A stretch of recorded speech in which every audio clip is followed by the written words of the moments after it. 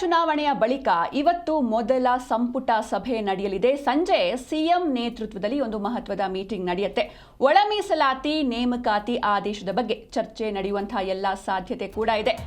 By election ಬಳಿಕ ಇವತ್ತು ಮೊದಲ ಕ್ಯಾಬಿನೆಟ್ ಮೀಟಿಂಗ್ ನಡೆಯುತ್ತೆ. ಸಂಜೆ ಸಿಎಂ ನೇತೃತ್ವದಲ್ಲಿ ನಡೆಯುತ್ತೆ ಈ ಒಂದು ಮಹತ್ವದ ಮೀಟಿಂಗ್. ಒಳ ಮೀಸಲಾತಿ ಹಾಗೆ ನೇಮಕಾತಿ ಆದೇಶದ ಬಗ್ಗೆ ಚರ್ಚೆಯಾಗುವಂತಹ ಸಾಧ್ಯತೆ ಇದೆ. ಹಾಗೆ ರೋಹಿತ್ ವೇಮುಲಾ ವಿಧೇಯಕಕ್ಕೆ ಗ್ರೀನ್ ಸಿಗ್ನಲ್ ಸಿಗುತ್ತಾ ಎನ್ನುವಂತಹ ಪ್ರಶ್ನೆಗಳು ಕೂಡ ಮೂಡ್ತಾ ಇದೆ. ಕಾದು ನೋಡಬೇಕಿದೆ. ಅಭಿವೃದ್ಧಿ ಹಾಗೂ ಜನಪರ ನಿರ್ಧಾರಗಳ ಮೇಲೆ ಕೇಂದ್ರೀಕೃತ ಆಗಿರುತ್ತೆ ಇವತ್ತಿನ ಮೀಟಿಂಗ್. ಶಿಕ್ಷಣ ಸಂಸ್ಥೆಗಳಲ್ಲಿ ಬಹಿಷ್ಕಾರ ತಡೆಗೆ ಹೊಸ ಕಾಯ್ದೆ ಮಂಡನೆ ಆಗುತ್ತೆ. ಹಾಗೆ ಆರೋಗ್ಯ ಪರಿಕರ ಖರೀದಿ ಮತ್ತು ಹೆದ್ದಾರಿ ಅಭಿವೃದ್ಧಿಗೆ ಇವತ್ತಿನ ಒಂದು ಮೀಟಿಂಗ್ನಲ್ಲಿ ಪರ್ಮಿಷನ್ ಸಿಗುವಂತಹ ಎಲ್ಲ ಸಾಧ್ಯತೆ ಇದೆ. ಬೈ ಎಲೆಕ್ಷನ್ ಬಳಿಕ ಇವತ್ತು ಮೊದಲ ಸಂಪುಟ ಸಭೆ ನಡೆಯಲಿದೆ. ಸಂಜೆ ನಡೆಯುತ್ತೆ ಸಿಎಂ ನೇತೃತ್ವದಲ್ಲಿ ಒಂದು ಮಹತ್ವದ ಮೀಟಿಂಗ್. ಒಳ ಮೀಸಲಾತಿ ನೇಮಕಾತಿ ಆದೇಶದ ಬಗ್ಗೆ ಚರ್ಚೆಯನ್ನು ನಡೆಸುವಂತಹ ಎಲ್ಲ ಸಾಧ್ಯತೆ ಇದೆ. ಹಾಗೆ ರೋಹಿತ್ ವೇಮುಲಾ ವಿಧೇಯಕಕ್ಕೆ ಇವತ್ತು ಗ್ರೀನ್ ಸಿಗ್ನಲ್ ಸಿಗುತ್ತಾ ಅಂತ ಕಾದು ನೋಡಬೇಕಿದೆ. ಇದರ ಜೊತೆಗೆ ಅಭಿವೃದ್ಧಿ ಹಾಗೂ ಜನಪರ ನಿರ್ಧಾರಗಳ ಮೇಲೆ ಇವತ್ತಿನ ಒಂದು ಮೀಟಿಂಗ್ ಕೇಂದ್ರೀಕೃತವಾಗಿರುತ್ತೆ. ಶಿಕ್ಷಣ ಸಂಸ್ಥೆಗಳಲ್ಲಿ ಬಹಿಷ್ಕಾರ ತಡೆಗೆ ಹೊಸ ಕಾಯ್ದೆಗಳನ್ನು ಮಂಡನೆ ಮಾಡುವಂತಹ ಸಾಧ್ಯತೆ ಕೂಡ ಇದೆ ಇವತ್ತಿನ ಮೀಟಿಂಗ್ನಲ್ಲಿ. ಹಾಗೆ ಆರೋಗ್ಯ ಪರಿಕರ ಖರೀದಿ ಮತ್ತು ಹೆದ್ದಾರಿ ಅಭಿವೃದ್ಧಿಗೆ ಇವತ್ತಿನ ಮೀಟಿಂಗ್ನಲ್ಲಿ ಪರ್ಮಿಷನ್ ಸಿಗುವಂತಹ ಎಲ್ಲ ಸಾಧ್ಯತೆ ಇದೆ. ಹೀಗಾಗಿ ಇವತ್ತಿನ ಮೀಟಿಂಗ್ನಲ್ಲಿ ಏನೆಲ್ಲ ಚರ್ಚೆ ಆಗುತ್ತೆ ಅಂತ ಕಾದು ನೋಡಬೇಕು. ಒಂದಿಷ್ಟು ಅಂಶಗಳಿವೆ, ಅದೆಲ್ಲವೂ ಕೂಡ ಇವತ್ತಿನ ಮೀಟಿಂಗ್ನಲ್ಲಿ ಚರ್ಚೆ ಆಗುತ್ತೆ. ಬೈ ಎಲೆಕ್ಷನ್ ಬಳಿಕ ನಡೀತಾ ಇರುವಂತಹ ಮೊದಲನೇ ಸಂಪುಟ ಸಭೆ ಇದು. ಇವತ್ತು ಸಂಜೆ ಸಿಎಂ ಸಿದ್ದರಾಮಯ್ಯ ನೇತೃತ್ವದಲ್ಲಿ ಮಹತ್ವದ ಮೀಟಿಂಗ್ ನಡೆಯುತ್ತೆ. ಒಳ ಮೀಸಲಾತಿ ಆಗಿರ್ಬೋದು ಅಥವಾ ನೇಮಕಾತಿ ಆದೇಶ, ಹಾಗೆ ವಿದ್ಯಾರ್ಥಿಗಳು ಏನು ಹೋರಾಟವನ್ನು ಮಾಡಿದ್ರು, ಈ ಎಲ್ಲದರ ಬಗ್ಗೆ ಇವತ್ತು ಚರ್ಚೆ ಮಾಡುವಂತಹ ಸಾಧ್ಯತೆ ಇದೆ. ಹಾಗೆ ಕೆಲವೊಂದಿಷ್ಟು ವಿಚಾರಗಳು, ಈಗ ಚಾಮರಾಜನಗರ ತಾಲೂಕಿನಲ್ಲಿ ತೆಂಗು ಬೆಳೆಗಾರರು ಸಂಸ್ಕರಣಾ ಮಾರಾಟ ಸಹಕಾರ ಸಂಘಕ್ಕೆ ನೀಡಿರುವಂತಹ 3 ಕೋಟಿ ಸಾಲದ ಮೊರಟೋರಿಯಂ ಅವಧಿಯನ್ನು 1 ವರ್ಷಗಳಿಗೆ ಮತ್ತು ಮರುಪಾವತಿ ಅವಧಿಯನ್ನು 5 ವರ್ಷಗಳ ಅವಧಿಗೆ ಎಕ್ಸ್ಟೆಂಡ್ ಮಾಡೋದು. ಹಾಗೆ ಹಾವೇರಿ ಜಿಲ್ಲೆ ಬ್ಯಾಡಗಿ ಪಟ್ಟಣ ವ್ಯಾಪ್ತಿಯಲ್ಲಿ ಗಜೇಂದ್ರಗಡ ಸೊರಬ ರಾಜ್ಯ ಹೆದ್ದಾರಿ 136ರಲ್ಲಿ 232ನೇ ಕಿಲೋಮೀಟರ್ನಿಂದ 239ನೇ ಕಿಲೋಮೀಟರ್ವರೆಗಿನ ರಸ್ತೆಯನ್ನು ಒಂದಿಷ್ಟು ಡೆವಲಪ್ ಮಾಡಬೇಕು, ಅದಕ್ಕೆ ಅನುಮೋದನೆ ಸಿಗುವಂತಹ ಎಲ್ಲ ಚಾನ್ಸಸ್ ಕೂಡ ಇವತ್ತಿನ ಮೀಟಿಂಗ್ನಲ್ಲಿ ಇರುತ್ತೆ. ಹಾಗೆ ಇನ್ನು ಕೃಷಿ ಅಂತ ಬಂದರೆ ಅಲ್ಲಿ ಕೆಮಿಕಲ್ಸ್, ಫರ್ಟಿಲೈಸರ್ಸ್ ಆಗಿರ್ಬೋದು ಅಥವಾ ರೋಗ ಪತ್ತೆ ಕಿಟ್ಗಳು, ಪರಿಕರಗಳು, ಹಾಗೆ ಉಪಕರಣ, ಇದೆಲ್ಲದರ ಬಗ್ಗೆಯೂ ಕೂಡ ಇವತ್ತಿನ ಮೀಟಿಂಗ್ನಲ್ಲಿ ಮಹತ್ವದ ಡಿಸ್ಕಷನ್ ಆಗುತ್ತೆ. ಹಾಗೆ 15ನೇ ಹಣಕಾಸು ಆಯೋಗದ ಅನುದಾನದ ಉಳಿತಾಯದಿಂದ 180.24 ಕೋಟಿಗಳ ಮೊತ್ತದಲ್ಲಿ ಖರೀದಿ ಮಾಡೋದಕ್ಕೆ, ಅಂದರೆ ಎಲ್ಲ ಫರ್ಟಿಲೈಸರ್ಸ್ ಆಗಿರ್ಬೋದು, ಅಂದರೆ ಕೃಷಿಗೆ ರಿಲೇಟೆಡ್ ಏನೆಲ್ಲ ಬೇಕು ಟೂಲ್ಸ್ಗಳು, ಇದೆಲ್ಲವನ್ನು ಪರ್ಚೇಸ್ ಮಾಡೋದಕ್ಕೆ ಆಡಳಿತಾತ್ಮಕ ಅನುಮೋದನೆಯನ್ನು ಇವತ್ತಿನ ಮೀಟಿಂಗ್ನಲ್ಲಿ ನೀಡಲಾಗುತ್ತೆ. ಹಾಗೆ ಒಂದಿಷ್ಟು ಯೋಜನೆಗಳು, ಈಗ PMABHIM ಯೋಜನೆ ಆಗಿರ್ಬೋದು ಅಥವಾ ಆಯುಷ್ಮಾನ್ ಆರೋಗ್ಯ ಮಂದಿರ ಯೋಜನೆ, ಈ ಎಲ್ಲ ಯೋಜನೆಗಳ ಬಗ್ಗೆಯೂ ಕೂಡ ಇವತ್ತಿನ ಮೀಟಿಂಗ್ನಲ್ಲಿ ಡಿಸ್ಕಸ್ ಆಗುತ್ತೆ. ಈ ಬಗ್ಗೆ ಹೆಚ್ಚಿನ ಮಾಹಿತಿಯನ್ನು ನೀಡ್ತಾರೆ ನಮ್ಮ ಪ್ರತಿನಿಧಿ ರಾಚಪ್ಪ ಸುತ್ತೂರು. ರಾಚಪ್ಪ, ಇನ್ನು ಬೈ ಎಲೆಕ್ಷನ್ ನಂತರ ಮೊದಲ ಕ್ಯಾಬಿನೆಟ್ ಮೀಟಿಂಗ್ ಇವತ್ತು, ಹೀಗಾಗಿ ಏನೆಲ್ಲ ಚರ್ಚೆ ಆಗಬಹುದು ಇವತ್ತು ಅಂತ?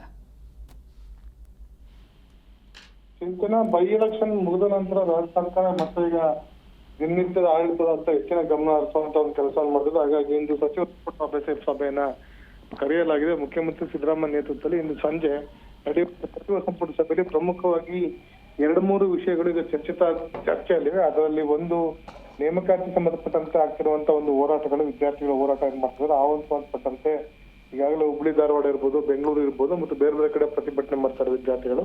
ಹೀಗಾಗಿ ನೇಮಕಾತಿ ಸಂಬಂಧಪಟ್ಟಂತೆ ಇರುವಂತಹ ಒಳ ಮೀಸಲಾತಿ ವಿಷಯವನ್ನು ರಾಜ್ಯ ಸರ್ಕಾರ ಇಂದು ಬಗೆಹರಿಸಲಿಕ್ಕೆ ಸಚಿವ ಸಂಪುಟ ಸಭೆಯಲ್ಲಿ ಚರ್ಚಿಸುವಂತ ಒಂದು ಸಾಧ್ಯತೆ ಇದೆ.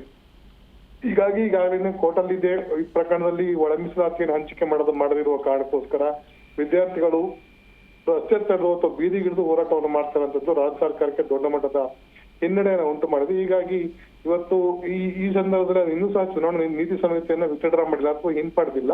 ಆದ್ರೂ ಸಹ ಅಷ್ಟು ಒಳಗಾಗಿ ಇದನ್ನ ಚರ್ಚಿಸಿ ಒಂದು ತೀರ್ಮಾನ ಕೈಗೊಳ್ಳಬೇಕು ಅಂತ ಹಿನ್ನೆಲೆಯಲ್ಲಿ ಇಂದು ಈ ಒಂದು ವಿಷಯವನ್ನ ಸಿಎಂ ಸಿದ್ದರಾಮಯ್ಯ ಸಭೆಯಲ್ಲಿ ಚರ್ಚಿಸುವಂತ ಸಾಧ್ಯತೆ ಇದೆ.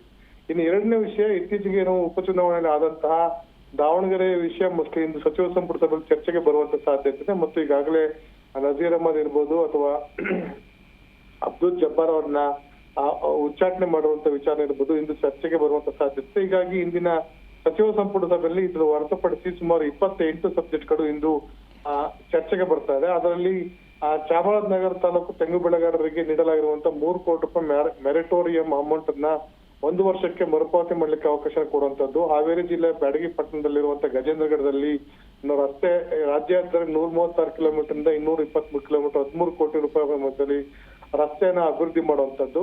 ಮತ್ತು ಆಯುಷ್ಮಾನ್ ಭಾರತದಲ್ಲಿ ರೋಗ ನಿದಾನ ಕಿಟ್ಗಳನ್ನ ಪತ್ತೆ ಮಾಡ್ಲಿಕ್ಕೋಸ್ಕರ ಸುಮಾರು 180 ಕೋಟಿ ರೂಪಾಯಿ ಕೇಂದ್ರ ಸರ್ಕಾರ ನೀಡಿರುವಂತ ಅನುದಾನದಲ್ಲಿ ಬಾಕಿ ಇದೆ. ಅದನ್ನ ಬಳಸ್ಕೊಂಡು ಆ ಕಿಟ್ಗಳನ್ನ ಪರ್ಚೇಸ್ ಮಾಡೋದಿರ್ಬೋದು. ಅದೇ ರೀತಿ PM ಅಭಿಮ್ ಯೋಜನೆ ಅಡಿ ಸುಮಾರು ಆಯುಷ್ಮಾನ್ ಆರೋಗ್ಯ ಮಂದಿರದಲ್ಲಿ 16 ಕಾಮಗಾರಿಗಳನ್ನ ಈಗಾಗಲೇ ಅನುಮತಿ ಕೊಡಲಾಗಿದೆ. ಅದನ್ನ ಸ್ಥಳಗಳಲ್ಲಿ ಬದಲಾವಣೆ ಮಾಡುವಂತದ್ದು. ರಾಜೀವ್ ಗಾಂಧಿ ಆರೋಗ್ಯ ವಿಶ್ವವಿದ್ಯಾಲಯ ತಿದ್ದುಪಡಿ ವಿಧೇಯಕವನ್ನು ಈಗಾಗಲೇ ರಾಜ್ಯ ಸರ್ಕಾರ ವಿಧಾನಮಂಡಲದಲ್ಲಿ ಮಂಡಿಸಿ ಅನುಮೋದನೆ ಪಡ್ಕೊಂಡಿದೆ. ಅದನ್ನ ವಾಪಸ್ ಪಡೆಯುವಂತದ್ದು ಇದು ಸಚಿವ ಸಂಪುಟ ಸಭೆ ಮುಂದೆ ಬರ್ತಾ ಇದೆ. ಅದೇ ರೀತಿ ಹಾವೇರಿ ಜಿಲ್ಲೆಯ ಗಜೇಂದ್ರಗಢದಲ್ಲಿ ರಾಷ್ಟ್ರೀಯ ಹೆದ್ದಾರಿ ಮತ್ತು ರಾಜ್ಯ ಹೆದ್ದಾರಿಯನ್ನ ಪರಿವರ್ತನೆ ಮಾಡಲಿಕ್ಕೆ ಸುಮಾರು 16 ಕೋಟಿ ರೂಪಾಯಿಗಳ ಯೋಜನೆಗೆ ಸಚಿವ ಸಂಪುಟ ಅನುಮೋದನೆ ಕೊಡುವಂತ ಸಾಧ್ಯತೆ. ಮತ್ತು ರೋಹಿತ್ ವೇಮುಲಾ ಬಹಿಷ್ಕಾರ ಮತ್ತು ಅನ್ಯಾಯ ತಡೆಗಟ್ಟುವಿಕೆ ಕಾಯ್ದೆ ಏನಿತ್ತು ಈಗಾಗಲೇ ಇದು ವಿಧಾನ ಮಂಡಲದಲ್ಲಿ ಪಾಸ್ ಆಗಿದೆ.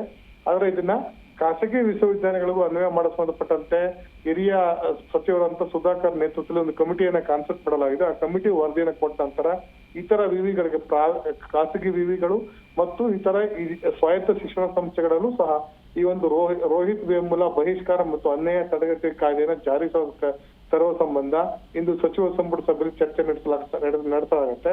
ಅದೇ ರೀತಿ ಕಲಬುರಗಿಯ ಕಲ್ಯಾಣ ಕರ್ನಾಟಕ ಭಾಗದಲ್ಲಿ 20 ಕೋಟಿ ರೂಪಾಯಿನಲ್ಲಿ ಆ ಕೇಂದ್ರದ ಕರ್ನಾಟಕ ರಾಜ್ಯ ರಸ್ತೆ ಸಾರಿಗೆ ನಿಗಮದ ಕಟ್ಟಡವನ್ನ ನಿರ್ಮಾಣ ಮಾಡ್ಲಿಕ್ಕೆ ಇಂದು ಸಚಿವ ಸಂಪುಟ ಸಭೆ ಮುಂದೆ ಅನುಮೋದನೆಗೆ ಬರ್ತಾ ಇದೆ. ಅದೇ ರೀತಿ ಇತ್ತೀಚೆಗೆ ಏನು ಸಾರಿಗೆ RTO ಆಫೀಸರ್ ನೇಮಕಾತಿ ಸಂಬಂಧಪಟ್ಟಂತೆ ಆಗಿರುವಂತಹ ಅವ್ಯವಹಾರ ಸಂಬಂಧಪಟ್ಟಂತೆ ಸುಪ್ರೀಂ ಕೋರ್ಟ್ಗೆ ಪ್ರಕರಣ ದಾಖಲಾಗಿತ್ತು. ಹಾಗಾಗಿ ಸುಪ್ರೀಂ ಕೋರ್ಟ್ ನಲ್ಲಿ ಎಲ್ಲ 16 ಮೋಟಾರ್ ವಾಹನ ನಿರೀಕ್ಷಕ ಹುದ್ದೆಗೆ ನೇಮಕಾತಿನ ಹೊರಡಿಸಿ ಅಂತ ಸುಪ್ರೀಂ ಕೋರ್ಟ್ ಆದೇಶ ಕೊಟ್ಟ ಹಿನ್ನೆಲೆಯಲ್ಲಿ ಹಿನ್ನೆಲೆಯಲ್ಲಿ ಮತ್ತೆ ಸಚಿವ ಸಂಪುಟ ಸಭೆ ಮುಂದೆ ಇದನ್ನ ಮಂಡಿಸಿ ಅನುಮೋದನೆ ತರಲಿಕ್ಕೆ ರಾಜ್ಯ ಸರ್ಕಾರ ಮುಂದಾಗಿದೆ. ಇನ್ನು ಬೆಂಗಳೂರು ನಗರ ಕೇಂದ್ರ ನಗರ ಪಾಲಿಕೆಯಲ್ಲಿ ಸುಮಾರು ಇದು ಅತ್ಯಂತ ಮಹತ್ವದ ವಿಷಯ. ಬೆಂಗಳೂರು ನಗರ ಪ್ರದೇಶದಲ್ಲಿರುವಂತಹ ಕೇಂದ್ರ ಮಹಾನಗರ ಪಾಲಿಕೆ ರಾಜಭವನ, ರಾಜ್ಯಪಾಲರು ಅಥವಾ ಲೋಕಭವನ ಕರೆಯಲಾಗುತ್ತದೆ ಲೋಕಭವನ, ಕುಮಾರಕೃಪಾ ಅತಿಥಿ ಗೃಹ ಮತ್ತು ಕಂಠೀರವ ಕ್ರೀಡಾಂಗಣ, ಬೆಂಗಳೂರು ದಕ್ಷಿಣ ಮಹಾನಗರ ಪಾಲಿಕೆ ಮತ್ತು ಕೋರಮಂಗಲ ಕ್ರೀಡಾಂಗಣ ಈ ಎಲ್ಲಾ ಸ್ವತ್ತುಗಳಿಗೆ ಅಥವಾ ಪ್ರಾಪರ್ಟಿಗಳಿಗೆ ಇದುವರೆಗೆ ಸುಮಾರು 2,500 ಕೋಟಿ ರೂಪಾಯಿ ಆಸ್ತಿ ತೆರಿಗೆಯನ್ನ ಪಾವತಿ ಮಾಡಿರಲಿಲ್ಲ. ಇವೆಲ್ಲ ಸರ್ಕಾರಿ ಕಚೇರಿಗಳು ಮತ್ತು ಸರ್ಕಾರಿ ಆಸ್ತಿಗಳಾದ್ರೂ ಸಹ ಸರ್ಕಾರಕ್ಕೆ ತೆರಿಗೆ ಪಾವತಿ ಮಾಡಿರಲಿಲ್ಲ. ಸುಮಾರು 2,500-3,000 ಕೋಟಿ ರೂಪಾಯಿ ತೆರಿಗೆ ಪಾವತಿ ಮಾಡಿರಲಿಲ್ಲ. ಆ ಒಂದು ತೆರಿಗೆಯನ್ನ ವಿನಾಯಿತಿ ನೀಡಲಿಕ್ಕೆ ಇಂದು ಸಚಿವ ಸಂಪುಟದ ಮುಂದೆ ಈ ಒಂದು ಪ್ರಸ್ತಾವನೆ ಬರ್ತಾ ಇದೆ. ರಾಜ್ಯ ಸರ್ಕಾರ ಬೇರೆ ಕಡೆಗಳಲ್ಲಿ ತೆರಿಗೆಯನ್ನ ಸಂಗ್ರಹ ಮಾಡಬೇಕು ಅಂತ ಅದರಲ್ಲಿ ತೆರಿಗೆನ ಕಟ್ಟದೆ ವಿನಾಯಿತಿ ಪಡ್ಕೊಂತ ಪ್ರಯತ್ನವನ್ನ ರಾಜ್ಯ ಸರ್ಕಾರ ಇಂದು ಸಚಿವ ಸಂಪುಟದ ಮುಂದೆ ಮಂಡಿಸಿರೋದು ಎಷ್ಟು ಮಟ್ಟಿಗೆ ಸಮಂಜಸ ಅಂತ. ಅದೇ ರೀತಿ ಕಾರವಾರದ ವಿಮಾನ ನಿಲ್ದಾಣ ಅಭಿವೃದ್ಧಿಯನ್ನ ಏನು ಭಾರತೀಯ ವಿಮಾನ ಪ್ರಾಧಿಕಾರಕ್ಕೆ ಹಸ್ತಾಂತರ ಮಾಡುವಂತದ್ದು ಇರ್ಬೋದು. ಅದೇ ರೀತಿ ಬೆಂಗಳೂರಿನ ಜೈವಿಕ ಇಂಧನ ತಂತ್ರಜ್ಞಾನ, ಕೃತಕ ಬುದ್ಧಿಮತ್ತೆ, ಆರ್ಟಿಫಿಷಿಯಲ್ ಇಂಟೆಲಿಜೆನ್ಸ್, BT ಬಯೋಟೆಕ್ನಾಲಜಿನ 200 ಕೋಟಿ ರೂಪಾಯಿ ಯೋಜನೆಯಲ್ಲಿ ಈ ಒಂದು ಯೋಜನೆಯನ್ನ ಅನುಮೋದನೆ ನೀಡಲಿಕ್ಕೂ ಸಹ ಇಂದು ಸಚಿವ ಸಂಪುಟ ಸಭೆ ಮುಂದೆ ಬರ್ತಾ ಇದೆ. ಒಟ್ಟಾರೆಯಾಗಿ ಇಂದು ಸಚಿವ ಸಂಪುಟ ಸಭೆ ಮುಂದೆ ಹಲವಾರು ಮಹತ್ವದ ವಿಷಯಗಳನ್ನ ಆ ಸರ್ಕಾರ ನಿರ್ಣಯವನ್ನ ಕೈಗೊಳ್ಳುವಂತ ಸಾಧ್ಯತೆ ಇದೆ. Okay, thank you Rachappa Suttur ನಿಮ್ಮೆಲ್ಲ ಡೀಟೇಲ್ಸ್ಗಾಗಿ.